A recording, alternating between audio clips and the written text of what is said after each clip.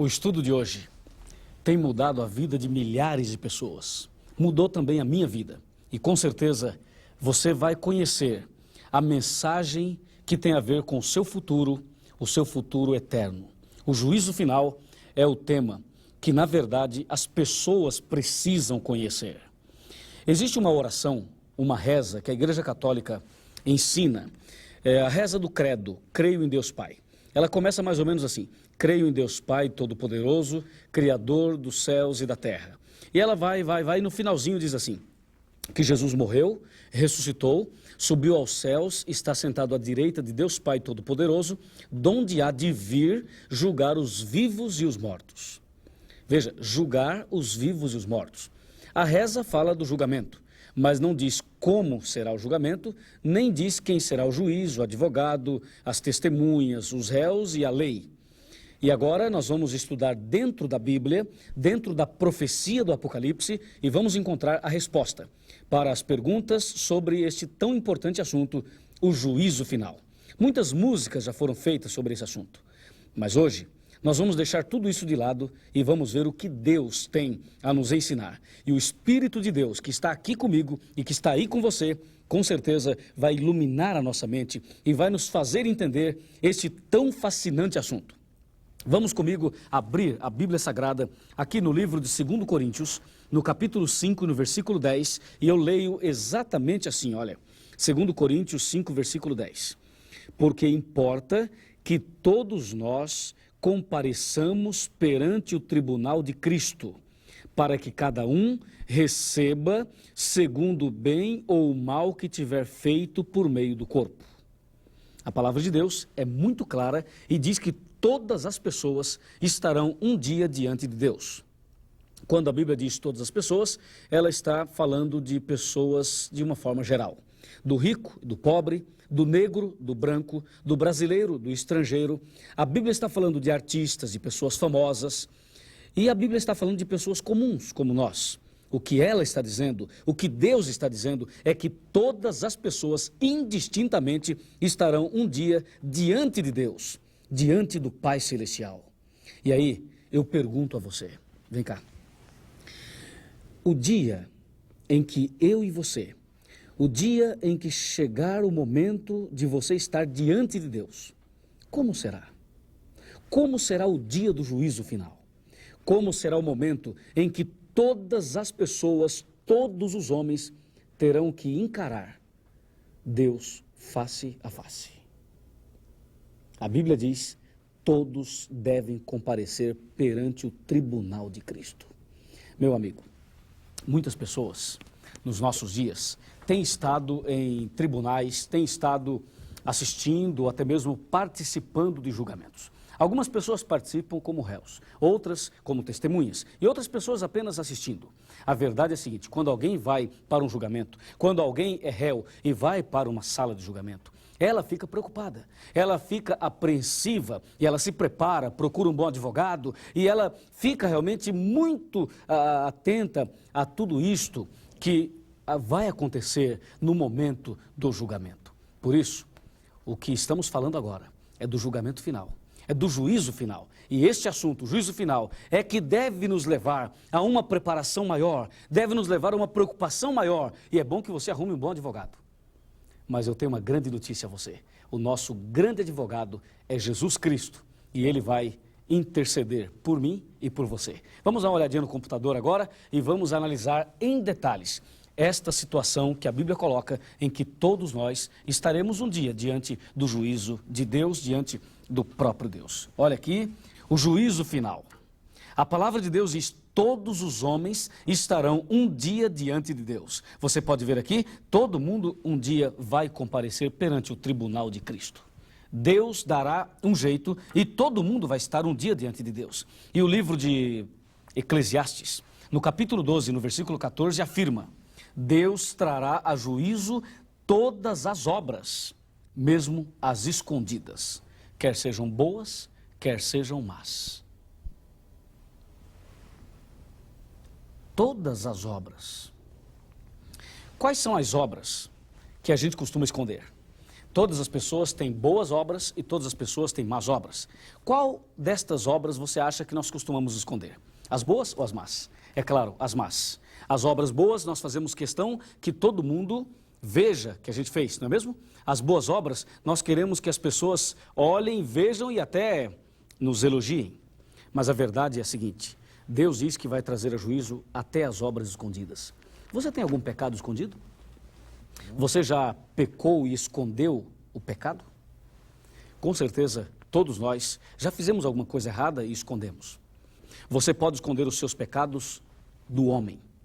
Você pode esconder os seus pecados das pessoas, mas nunca poderá esconder os seus pecados de Deus. Lembre-se, diz a Bíblia, Deus vai trazer a juízo todas as obras, até as obras escondidas, quer sejam boas, quer sejam más. É isso que diz a palavra de Deus. Uma certa ocasião, um homem chamado Davi, o grande Davi, que tornou-se um rei, era o rei de Israel. Davi, ele cometeu um pecado. O pecado de Davi é chamado pela Bíblia de adultério. Davi cometeu um adultério. E esse adultério tem uma história até interessante. Porque Davi viu uma mulher tomando banho, gostou muito dela e desejou possuí-la. Davi não queria saber nada a respeito daquela mulher. O que ele queria saber é que tinha desejo de a possuí-la. E então mandou chamá-la. Ela veio e ele a possuiu. Depois, ele sabia que ela era casada. E era casada com um verdadeiro soldado de Israel. Embora ele não fosse de Israel, mas estava em Israel, lutando numa guerra, defendendo este país. Enquanto o marido estava na guerra, Davi, o rei, estava se deliciando no adultério com aquela mulher. Betseba era o nome dela. Uma jovem bonita, porém casada. Davi adulterou com ela e depois de praticar adultérios, depois de vários momentos de adultérios, então aquela mulher ficou grávida. E Davi ficou desesperado porque se aquele boato, se aquele fato, se aquele pecado pudesse cair na boca das pessoas, se todo mundo ficasse sabendo, Davi perderia o seu poder, perderia o seu cargo, deixaria de ser rei. Sabe o que Davi fez? Davi mandou uma carta e pediu que o marido dela viesse até o palácio do rei. E quando o marido veio, o marido de Betseba, Davi disse a ele: olha, sua esposa está aí sozinha há muito tempo, você está na guerra, que tal você passar uma semana com ela, tire uma semana de férias? Deus não deixou aquele homem dormir com a esposa, porque a intenção de Davi era fazer o marido deitar com a esposa e depois atribuir a gravidez a ele. Veja como o homem é maligno, como existe malignidade na mente humana, no coração humano. Davi tentou de todas as formas colocar a gravidez sob a responsabilidade do marido daquela mulher. Mas Deus não deixou e ele, de uma forma muito estranha, desobedeceu o rei e não foi dormir com a sua esposa e voltou para a guerra. Mas antes de voltar para a guerra, Davi escreveu uma carta, deu na mão dele, ele levou para o seu superior. E sabe o que dizia a carta? A carta constava a condenação dele. A carta dizia: coloque este soldado na frente da batalha para que ele seja assassinado no primeiro ataque. Que maldade! Que ação diabólica! E o marido daquela mulher foi assassinado. E agora Davi disse: bom, ela está viúva, e se ela está viúva, eu posso casar com ela, porque de acordo com a Bíblia, uma mulher viúva está livre para se casar. E Davi então possuiu aquela mulher definitivamente. Nasceu a criança e para sua decepção a criança morreu. Davi escondeu aquele pecado por anos. Durante muito tempo Davi escondeu aquele pecado. Ninguém imaginava que um rei poderia cometer 2 pecados além do adultério. Aliás, 3, adultério, mentira e assassinato. Agora, aquele pecado estava escondido. Aconteceu mais ou menos assim. É como se o rei levantasse um tapete e pegasse toda a sujeira do chão e pudesse colocar embaixo do tapete. Em outras palavras, o pecado do rei estava escondido. E ninguém sabia que o rei tinha cometido aquele pecado. E aí, meu amigo, o tempo passou. Mas lembre-se, o texto de Eclesiastes, Deus há de trazer a juízo todas as obras. Não há nada que possa ficar escondido aos olhos de Deus. A Bíblia diz, todo mundo vai comparecer perante o tribunal de Deus, seja ele um rei, seja ele um empregado, seja ele um rico, seja ele um pobre, seja quem for, todo mundo. E o rei esqueceu disso. Um dia chegou um profeta, o profeta Natã. E quando o profeta Natã chegou, ele foi fazer uma visita ao rei Davi. Chegou ali, tocou a campainha do palácio do rei. O rei atendeu. É o profeta Natã. Ô Natã, que bom que você veio aqui. Chega para cá, meu amigo. E o rei ficou todo feliz. Vamos sentar. E eles sentaram no bonito sofá do palácio do rei. E ali, os dois começaram a conversar. E o rei disse, Natã, que privilégio, a que devo a honra da sua visita, Natã. E o rei imediatamente pediu que trouxesse uma cevada para o profeta e um pãozinho integral, porque o profeta comia comidas naturais, não bebia café e comia pão natural. E aí o rei mandou trazer um lanche para o profeta, e ali eles ficaram tranquilos, conversando, batendo papo, uma alegria muito grande. De repente, o rei Davi olhou para o profeta Natã e disse, ô profeta, qual a razão da tua visita? E o profeta olhou bem dentro dos olhos do rei Davi e disse, sabe o que é, rei? É que eu tenho um problema. Eu gostaria que o senhor, como rei, me ajudasse a solucioná-lo. E claro, o rei disse, pois não, profeta, o que você pedir, eu faço. Naquela época, o profeta tinha uma autoridade acima do rei. Hoje a situação é diferente, porque os profetas que nós temos hoje, eles escreveram a Bíblia e não estão conosco. Então a Bíblia é a boca de Deus falando conosco. Pois bem, mas naquela época tinha um profeta, e o profeta Natã falou, para você entender, rei, o meu problema, eu vou te contar uma história. A história é a seguinte, aí o profeta Natã contou uma história. Era uma vez, tinha um homem muito rico e tinha um homem muito pobre. É a história que o profeta Natã contou ao rei. Este homem muito rico, ele receberia uma visita do estrangeiro, de um outro país. E essa visita era muito importante. E o homem rico queria fazer uma festa, queria fazer um churrasco, queria fazer um almoço especial com churrasco e tudo. E sabe, rei, dizia o profeta Natã, aquele homem rico tinha muitos animais, muito gado, muitas ovelhas, muitos cordeiros, mas ele foi na fazenda vizinha e foi à casa de um homem pobre. E aquele homem pobre tinha só uma cordeirinha, uma só, de estimação. E sabe, rei Davi, o que aquele homem rico fez? E o rei Davi falou, não sei, mas já estou indignado. Me conta logo, profeta. E o profeta disse, olha, aquele homem rico foi lá, pegou a cordeirinha do pobre e matou a cordeirinha do pobre e fez a festa para o seu amigo rico, que vinha de outro país. Já imaginou, Davi, que atitude errada deste homem rico? E eu gostaria que o senhor me ajudasse a resolver esse problema. Ah, mas o rei Davi ficou indignado e disse, onde já se viu? Aqui no meu reinado não. Este homem aqui fazendo essas coisas?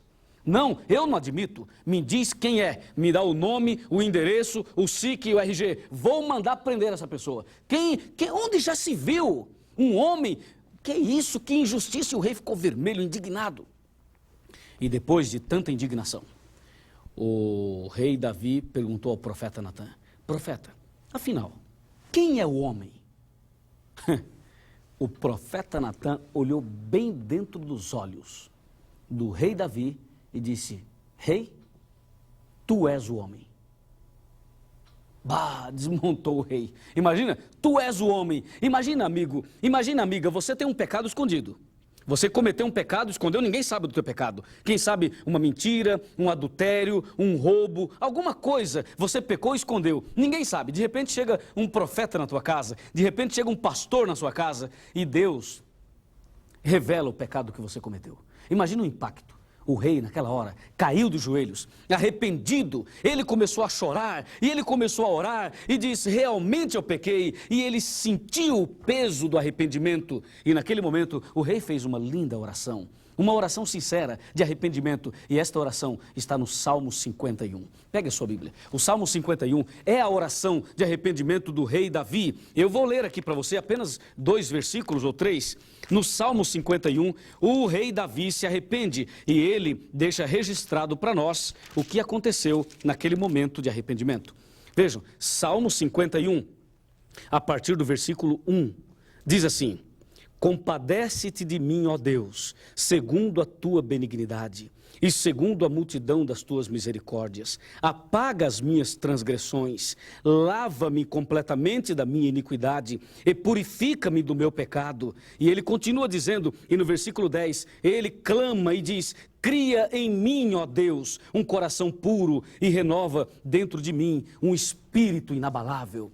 Em outras palavras, ó Deus, eu estou arrependido, por favor, tem misericórdia de mim. E Deus perdoou o rei Davi, purificou seu coração e ele ganhou a salvação. Isto quer dizer que Deus pode perdoar todos os pecados, desde que a pessoa se arrependa. Por isso, meu amigo, não esconda nenhum pecado, confesse todos a Deus, abandone o pecado e viva uma nova vida, porque se você esconder algum pecado, lembre-se, Deus vai trazer a juízo todas as obras, até aquelas que estão escondidas.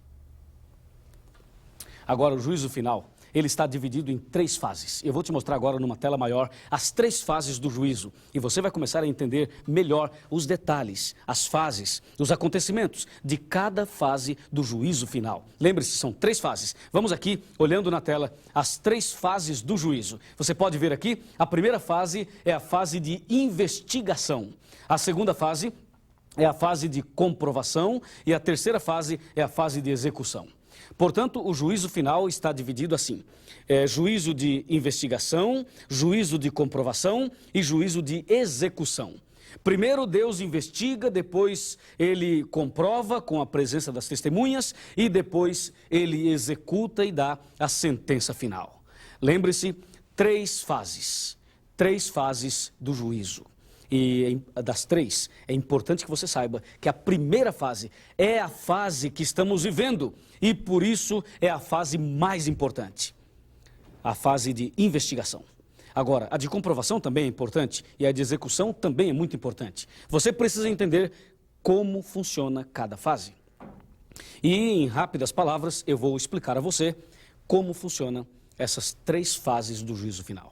Está preparado? Nós vamos agora abrir a Bíblia e vamos acompanhar atentamente estas fases. E acredite, você vai entender uma mensagem que vai revolucionar o seu coração. Vamos lá? Vamos lá. As 3 fases do juízo. A primeira fase, fase de investigação. A segunda, de comprovação. E a terceira, de execução. Dá uma olhadinha aqui no computador e assim você entende melhor o que eu tenho a dizer a você. Por favor, aqui. Veja, o anjo está com a sua pena na mão, simbolizando um anjo que registra tudo. Na verdade, tudo que você faz, tudo que eu faço é registrado, você sabia disso? Existe um livro, o livro do juízo, e Deus anota tudo que a gente faz, através de um anjo. E aqui você vê o marcador do tempo, dizendo que nós estamos vivendo nos últimos dias, no fim dos tempos. Confira agora as 3 fases do juízo. Juízo de investigação. A segunda fase, de comprovação, e a terceira, como já mostrei a você, de execução. Vamos em frente. A fase de investigação acontece agora. Apocalipse 14, versos 6 e 7. A primeira fase acontece agora. Interessante observar o que diz Apocalipse 14, versos 6 e 7. Ali diz: temei a Deus, dai-lhe glória e adorai aquele que fez o céu e a terra, porque vinda é a hora do seu juízo. A Bíblia diz que chegou o juízo, estamos vivendo a primeira fase do juízo. Hoje, Jesus está no lugar santíssimo do santuário celestial, já realizando o juízo. Deus está realizando o juízo. E a Bíblia diz que já que estamos na época do juízo, agora é tempo de temer a Deus. O que significa temer a Deus? Temer a Deus significa 3 coisas. Primeiro, respeitar a Deus. Segundo, amar a Deus. E terceiro, obedecê-lo. Temei a Deus, dai-lhe glória. Ora, dar glórias a Deus não é ficar gritando glória, glória, glória, glória. Não, dar glória a Deus significa atribuir a Deus toda a honra e toda a glória. Quando alguém elogiar você, quando alguém falar assim, puxa, como você canta bonito, diga, graças a Deus, a glória é de Deus. Quando alguém falar a você, olha, você tem uma casa bonita, um carro bonito, alguém dirigir a você algumas palavras de elogio, dê a Deus a glória, atribua a glória a Deus, dai-lhe glória, diz a palavra, porque chegou a hora do seu juízo, estamos vivendo no juízo. E adorai aquele que fez os céus e a terra.